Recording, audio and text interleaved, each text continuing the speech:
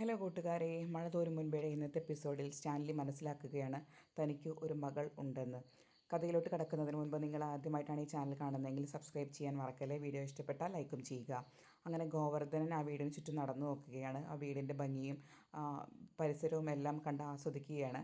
അപ്പോഴാണ് നമ്മുടെ സ്റ്റാൻലിയുടെ ഒരു ജോലിക്കാരൻ അവിടെ ഒരു കുളത്തിനരികിൽ നിന്ന് നിൽക്കുന്നത് കാണുന്നത്. അപ്പോൾ ഗോവർദ്ധൻ എന്തിനാണ് ഈ കുളം എന്നൊക്കെ ചോദിക്കുകയാണ്. അപ്പോൾ അത് ഇവിടുത്തെ കൃഷി ആവശ്യങ്ങൾക്കും മറ്റു ആവശ്യങ്ങൾക്കുമായിട്ടാണ് ഈ കുളത്തിലെ വെള്ളം ഉപയോഗിക്കുന്നത്, അത് തന്നെ ധാരാളമാണെന്നൊക്കെ പറഞ്ഞ് സംസാരിച്ചുകൊണ്ടിരിക്കുകയാണ്. അപ്പോൾ ഇവിടുത്തെ എത്ര നായ്ക്കളുണ്ട് എന്നൊക്കെ ചോദിക്കുകയാണ്. അപ്പോൾ ഇവിടെ ഒരുപാട് നായ്ക്കളുണ്ടായിരുന്നു, ഇപ്പം 5 മാത്രമേ ഉള്ളൂ, എല്ലാം നല്ല ട്രെയിൻഡാണ് എന്നൊക്കെ അയാൾ തിരിച്ചു പറയുകയാണ്. അപ്പോൾ ഇതേ സമയമായിരിക്കും നമ്മുടെ ഗോവർദ്ധൻ്റെ ഫോൺ റിങ് ചെയ്ത് എടുത്ത് നോക്കിക്കഴിഞ്ഞാൽ സുലുവാണ്. അപ്പോൾ സുലു പറയും, അല്ല ഗോവർദ്ധനേട്ടാ, കുറച്ച് ദിവസമായാലോ നിങ്ങൾ പോയിട്ട്, തിരിച്ചു വരുന്നൊന്നും ഇല്ലേ, അതോ ഇന്നെങ്ങാനും വരുമോ എന്ന്. ഗോവർദ്ധനൻ പറയും, ഞങ്ങൾ ഇന്ന് തന്നെ വരാനാണ് സാധ്യത.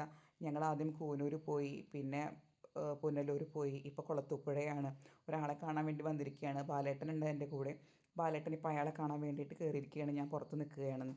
ഓക്കെ ഓക്കെ, പറ്റുച്ചെങ്കിൽ ഇന്ന് തന്നെ വരാൻ ശ്രമിക്കണം കേട്ടോ ഗോവർദ്ധനേട്ടൻ, കാരണം നാളെ മക്കളുടെ സ്കൂൾ തുറക്കും. അപ്പോൾ സ്കൂൾ തുറക്കുമ്പോൾ കുട്ടികൾക്ക് അച്ഛൻ്റെ കൂടെ സ്കൂളിൽ പോകണമെന്നാണ് ആഗ്രഹം എന്ന് പറയുകയാണ്. അപ്പോൾ ഗോവർദ്ധനം പറയും, മാക്സിമം തന്നെ ഞങ്ങൾ ഇന്ന് തന്നെ വരാൻ വേണ്ടിയിട്ട് ശ്രമിക്കും, എന്തായാലും ഇന്ന് തന്നെ കാണാൻ പറ്റുമെന്നാണ് വിചാരിക്കുന്നത് എന്ന്. എന്നാൽ ശരി, ഞാൻ ഫോൺ കട്ട് ചെയ്യാണ്, ബാലേട്ടനോട് എൻ്റെ അന്വേഷണം പറഞ്ഞാൽ മതി എന്ന് പറഞ്ഞ് സൂര്യ ഫോൺ ചെയ്യണം. അപ്പോൾ ഇതേ സമയം നമ്മുടെ ബാലചന്ദ്രനും സ്റ്റാൻലിയും തമ്മിൽ സംസാരിച്ചുകൊണ്ടിരിക്കുകയാണ്. അപ്പോൾ സ്റ്റാൻലി ബാലചന്ദ്രൻ വൈജയുടെ ഭർത്താവാണെന്ന് അറിഞ്ഞതിൻ്റെ ഒരു ഷോക്കിലാണ്. കൂടാതെ അയാൾക്ക് ഉള്ളിൻ്റെ ഉള്ളിൽ വളരെ ഒരു നാണക്കേടും തോന്നുന്നു. കാരണം വൈജയുടെ ഭർത്താവിനെ അയാളൊരു ബിഡ്ഡി എന്നാണ് അഭിസംബോധന ചെയ്തത്. അതിൻ്റെ ഒരു ഷോക്കിലാണ് സ്റ്റാൻലി നിൽക്കുന്നത്. സ്റ്റാൻലി അത് പറയുകയും ചെയ്യും, മിസ്റ്റർ ബാലചന്ദ്രൻ, ഞാൻ യുദ്ധത്തിൽ വളരെ ശത്രുക്കളെ നേരിട്ട് കണ്ട് അവരെ കൊന്നിട്ടുണ്ട്, അവർക്കെതിരെ യുദ്ധം ചെയ്തിട്ടുണ്ട്. പക്ഷേ അപ്പോൾ പോലും എനിക്ക് ഇത്ര നാണക്കേട് തോന്നിയിട്ടില്ല. എന്തോ ഇപ്പോൾ നിങ്ങളുടെ മുന്നിൽ ഞാൻ നിൽക്കുമ്പോൾ ഞാൻ ഒന്നുമല്ലാതായി പോകുന്നത് പോലെ എനിക്ക് തോന്നുന്നു എന്ന്. അപ്പോൾ ബാലചന്ദ്രൻ പറയും, നിങ്ങൾ എന്തിനാണ് അങ്ങനെ വിചാരിക്കുന്നത്? കാരണം നിങ്ങളും ഞാനും തമ്മിൽ ഒരിക്കലും മത്സരിച്ചിട്ടില്ല. നിങ്ങൾ വൈജയെ പ്രണയിച്ചതും നിങ്ങളുടെ തെറ്റല്ല, ഞാൻ വൈജയെ വിവാഹം കഴിച്ചതും നിങ്ങളുടെ തെറ്റല്ല, അത് എൻ്റെ മാത്രം തെറ്റാണ് എന്ന് പറയുകയാണ്. അത് ശരി, അതൊക്കെ ശരി, പക്ഷെ നിങ്ങൾ എന്തിനാണിപ്പോൾ എന്നെ തേടി ഇങ്ങോട്ട് വന്നത്? നമുക്ക് ഇവിടെ വെച്ചിട്ട് ഈ സംഭാഷണം ഇവിടെ വെച്ച് അവസാനിപ്പിക്കുന്നതായിരിക്കും നല്ലത്, കാരണം ഇത് തുടരുന്നതിൽ എനിക്ക് അർത്ഥമുണ്ടെന്ന് തോന്നുന്നില്ല എന്ന്. അപ്പോൾ ബാലചന്ദ്രൻ പറയുകയാണ്, ഒരു ഭാര്യയുടെയും കാമുകനെ ഒരു ഭർത്താവും കാണണമെന്ന് ആഗ്രഹിക്കില്ല. അങ്ങനെയുള്ള ഞാനും അതുപോലത്തെ ഒരു ഭർത്താവ് തന്നെയാണ്. പക്ഷേ അങ്ങനെയുള്ള ഞാൻ നിങ്ങളെ അന്വേഷിച്ച് തേടി പിടിച്ച് ഇങ്ങോട്ട് വരണമെങ്കിൽ അതിന് എന്തെങ്കിലും ഒരു കാര്യമുണ്ടായിരിക്കില്ലേ? എങ്കിൽ പറയൂ മിസ്റ്റർ ബാലചന്ദ്രൻ, നിങ്ങൾ എന്തിനാണ് ഇങ്ങോട്ട് വന്നതെന്ന്. അപ്പോൾ ബാലചന്ദ്രൻ പറയുകയാണ്, നിങ്ങളും വൈജയും തമ്മിൽ അകന്നു, 23 വർഷങ്ങൾക്ക് മുൻപ് നിങ്ങളും വൈജയും തമ്മിൽ അകന്നു. പക്ഷെ നിങ്ങൾ തമ്മിലേ അകന്നിട്ടുള്ളൂ. പക്ഷെ നിങ്ങൾ കൊടുത്ത ഒരു കാര്യം അവിടെയുണ്ട്. അതായത് വൈജ അന്ന് പൂർണ്ണഗർഭിണിയായിരുന്നു. പൂർണ്ണഗർഭിണിയായ വൈജയാണ് വൈജയുടെ സഹോദരങ്ങൾ അന്ന് പിടിച്ചു കൊണ്ടുവന്നത്. അപ്പോൾ വൈജ തീർച്ചയായും പ്രസവിച്ചിട്ടുണ്ടാകും. അവൾക്ക് പ്രസവിക്കാതെ വേറെ നിവൃത്തിയില്ല എന്നും നിങ്ങൾക്കറിയാം. അപ്പോൾ ആ കുഞ്ഞിനെ എന്ത് സംഭവിച്ചിട്ടുണ്ടായിരിക്കുമെന്നാണ് നിങ്ങൾ വിചാരിക്കുന്നത് എന്ന്. സ്റ്റാൻലി പറയും, അതിനെ വൈജ നോക്കിയിട്ടുണ്ടാവും, അല്ലെങ്കിൽ വൈജയുടെ സഹോദരങ്ങളോ ബന്ധുക്കളോ ആരെങ്കിലും ആ കുഞ്ഞിനെ ഏറ്റെടുത്ത് വളർത്തിയിട്ടുണ്ടാവും. അതൊക്കെ ഇതിൻ്റെ ഭാഗമല്ലേ, പ്രസവിച്ച് കഴിഞ്ഞാൽ ആ കുഞ്ഞ് തീർച്ചയായും വളരണ്ടേ എന്ന്. അപ്പോൾ ബാലചന്ദ്രൻ പറയും, അവിടെയാണ് മിസ്റ്റർ സ്റ്റാൻലി നിങ്ങൾക്ക് തെറ്റിയത് എന്ന്. നിങ്ങൾ പറഞ്ഞത് ശരിയാണ്, വൈജ പ്രസവിച്ചു, ശരി തന്നെയാണ്. പക്ഷേ വൈജയ്ക്കറിയില്ല അങ്ങനൊരു കുഞ്ഞ് ജീവിച്ചിരിപ്പുണ്ടെന്ന്. അവളുടെ വീട്ടുകാർക്കും അതിനെക്കുറിച്ച് വലിയ ധാരണയൊന്നുമില്ല. ഞാൻ പറഞ്ഞപ്പോഴാണ് അവരറിഞ്ഞത്. നിങ്ങളുടെ കുഞ്ഞ് ഇത്രയും കാലം ഒരു അനാഥയായിട്ടാണ് വളർന്നത്. 22 വർഷക്കാലം അവളൊരു ഓർഫണേജിലാണ് വളർന്നത് എന്ന്. അത് കേട്ടപ്പോൾ സ്റ്റാൻലിക്ക് ഉള്ളിലൊരു വിഷമം തോന്നും. കാരണം എത്രയായാലും തൻ്റെ മകളാണ്, അവൾ ഇത്രയും കാലം ഒരു അനാഥാലയത്തിലാണ് വളർന്നത് എന്ന് കേൾക്കുമ്പോൾ അയാൾക്കുള്ളിൽ എത്രയായാലും ഒരു വിഷമം വരും, അയാളുടെ അച്ഛനല്ലേ. അപ്പോൾ സ്റ്റാൻലി ചോദിക്കും, വൈജയ്ക്ക് അങ്ങനെ ഒരു മകളുള്ളത് അറിയില്ലായിരുന്നു അല്ലേ? ഇല്ല, വൈജയ്ക്കും അറിയില്ലായിരുന്നു. അപ്പോൾ അവളിപ്പോൾ എന്താണ് ചെയ്യുന്നത്, അവളുടെ സ്റ്റാറ്റസ് എന്താണ് എന്ന് ചോദിക്കുകയാണ് സ്റ്റാൻലി ബാലചന്ദ്രൻ്റെ അടുത്ത്. അപ്പോൾ ബാലചന്ദ്രൻ പറയും, ഞാൻ നേരത്തെ ഒരു പെൺകുട്ടിയുടെ കാര്യം പറഞ്ഞില്ലേ, പട്ടികളെ വളരെയധികം ഇഷ്ടമുള്ളൊരു പെൺകുട്ടിയുടെ കാര്യം, അവളാണ് നിങ്ങളുടെ മകൾ. അലീന എന്നാണ് പേര്. അവൾ എൻ്റെ വീട്ടിൽ ജോലിക്കായി വന്നതായിരുന്നു.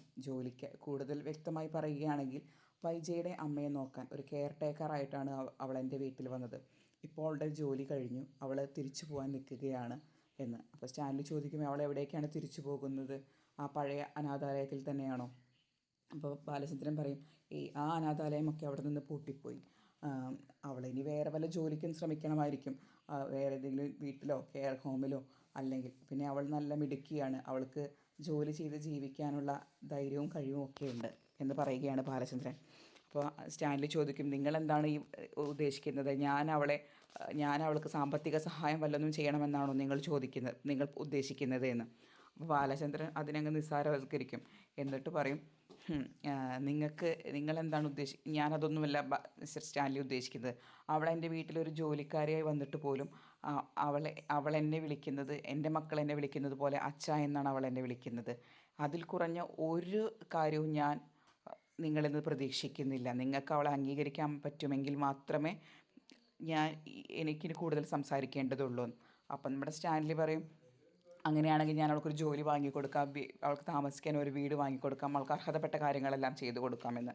അപ്പോൾ ബാലചന്ദ്രൻ ഞാൻ ഉദ്ദേശിക്കുന്നത് അതല്ല, നിങ്ങൾക്ക് അവളെ നിങ്ങളുടെ മകളായി അംഗീകരിച്ച് അവളെ ഇവിടെ കൊടുന്ന് നിങ്ങളുടെ മകളായി കഴിയാൻ, അത് നിങ്ങൾക്ക് ഇത്രയും കാലം അവൾക്ക് നഷ്ടപ്പെട്ട സ്നേഹവും കരുതലും എല്ലാം കൊടുത്ത് അവളെ വളർത്താൻ നിങ്ങൾക്ക് കഴിയുമോ? അതിന് മാത്രം സമ്മതമാണെങ്കിൽ എനിക്ക് സമ്മതമാവുള്ളൂ. മറ്റാര് സമ്മതിച്ചാലും ഞാൻ അത് അനുവദിക്കില്ല. കാരണം ഞാൻ ഒരച്ഛനല്ലാഞ്ഞിട്ട് പോലും ഞാൻ അവളെ അത്രയും സ്നേഹിക്കുകയും പ്രൊട്ടക്റ്റ് ചെയ്യുകയും ചെയ്തു. അപ്പോൾ യഥാർത്ഥ അച്ഛനായ നിങ്ങൾ അതിൽ കൂടുതൽ തന്നെ ചെയ്യണം, എങ്കിൽ മാത്രമേ ഞാൻ ഇതിനെക്കുറിച്ച് ഇനി സംസാരിക്കാൻ താല്പര്യപ്പെടുന്നുള്ളൂ. പിന്നെ നിങ്ങൾക്ക് കുറച്ച് ആലോചിക്കണമെന്നുണ്ടായിരിക്കും. കാരണം നിങ്ങൾക്ക് ഭാര്യയുണ്ട്, മക്കളുണ്ട്, ഈ സൊസൈറ്റിയെ നിങ്ങൾ ഭയക്കണം. എന്തായാലും എനിക്കതെല്ലാം ശീലമായിപ്പോയി. അതുകൊണ്ട് നിങ്ങൾ കൂടുതൽ ആലോചിച്ച് തീരുമാനിച്ച് ഒരു മറുപടി പറയുന്നതായിരിക്കും തീർച്ചയായും നല്ലത് എന്ന് സ്റ്റാൻലിയോട് പറയുകയാണ്. സ്റ്റാൻലിക്ക് ഒന്നും പറയാനില്ലാതെ സ്റ്റാൻലി തരിച്ച് ഒരു കസേരയിലോട്ട് ഇങ്ങനെ ഇരിക്കുകയാണ്. അപ്പോൾ സ്റ്റാൻലി പറയും, എന്നിട്ട് സ്റ്റാൻലി കുറച്ച് നേരം ആലോചിച്ചതിന് ശേഷം പറയും മിസ്റ്റർ ബാലചന്ദ്രൻ, എനിക്ക് കുറച്ച് സമയം വേണം. കാരണം ഇത് പെട്ടെന്ന് എടുക്കാൻ പറ്റിയ ഒരു തീരുമാനമല്ല, എനിക്ക് കുറേ കാര്യങ്ങൾ ആലോചിക്കേണ്ടതുണ്ട് എന്ന് പറയുകയാണ്. അപ്പോൾ ബാലചന്ദ്രൻ പറയും തീർച്ചയായും നിങ്ങൾ ആലോചിക്കൂ, നിങ്ങൾക്ക് നിങ്ങളുടേതായ സമയമെടുക്കാം, അതിനൊന്നും എനിക്ക് പ്രശ്നമില്ല എന്ന് പറഞ്ഞ് ബാലചന്ദ്രൻ പോക്കറ്റിൽ നിന്നും ഒരു കടലാസ് എടുത്ത് ടേബിളിൽ വെക്കുകയാണ്. എന്നിട്ട് സ്റ്റാൻലിയോട് പറയും ഇതിൽ എൻ്റെ അഡ്രസ്സും ഫോൺ നമ്പറും ഉണ്ട്, നിങ്ങളുടെ തീരുമാനം എന്തായാലും എന്നെ കൃത്യമായി വിളിച്ചറിയിച്ചാൽ മതി എന്ന് പറയുകയാണ്. അപ്പോൾ ഞാൻ പോവുകയാണ്, ഇനി അധിക നേരം ഞാൻ സംസാരിക്കുന്നില്ല എന്ന് പറഞ്ഞിട്ട് ബാലചന്ദ്രൻ അവിടെ നിന്ന് ഇറങ്ങുകയാണ്. അപ്പോൾ സ്റ്റാൻലി ശരി എന്നാൽ ശരി ബാലചന്ദ്രൻ, നിങ്ങൾ പൊക്കോളൂ എന്ന് പറഞ്ഞ് ബാലചന്ദ്രനെ യാത്ര അയക്കുകയാണ്. അങ്ങനെ ബാലചന്ദ്രൻ അവിടെ നിന്ന് ഇറങ്ങാൻ തയ്യാറാവുകയാണ്. ഇതേ സമയം നമ്മുടെ ഗോവർദ്ധനൻ പുറത്ത് നിൽക്കുന്നുണ്ട്. ഗോവർദ്ധനൻ അവിടുത്തെ ജോലിക്കാരോടൊക്കെ സംസാരിച്ചുകൊണ്ടിരിക്കുന്നുണ്ട്. അപ്പോൾ അതിലൊരു ജോലിക്കാരൻ വന്ന് പറയുന്നുണ്ട്, നിങ്ങളുടെ കൂടെ വന്ന ആൾ കുറേ നേരമായല്ലോ സാറിൻ്റെ അടുത്ത് സംസാരിക്കാൻ തുടങ്ങിയിട്ട്, അയാളെന്തോ സംസാരിക്കുന്നത് കണ്ടിട്ട് സാറ് ഇടിവെട്ടിയ പോലെ നിൽക്കുന്നുണ്ട് എന്ന് പറയുകയാണ്. അപ്പോൾ അത് കേട്ടിട്ട് ഗോവർദ്ധനും ആകെ തരിച്ച് നിൽക്കുകയാണ്. ഇത്രയുമാണ് ഇന്നത്തെ എപ്പിസോഡിൽ കാണിക്കുന്നത്. കൂടുതൽ നേരത്തെയും അടുത്ത് വരും മുൻപേ കഥയും കഥാപാത്രങ്ങളുടെ വിശേഷങ്ങളും അറിയാൻ ആദ്യം നിങ്ങൾ ഈ ചാനൽ സബ്സ്ക്രൈബ് ചെയ്യുക. വീഡിയോ ഇഷ്ടപ്പെട്ടാൽ ലൈക്കും ചെയ്യുക.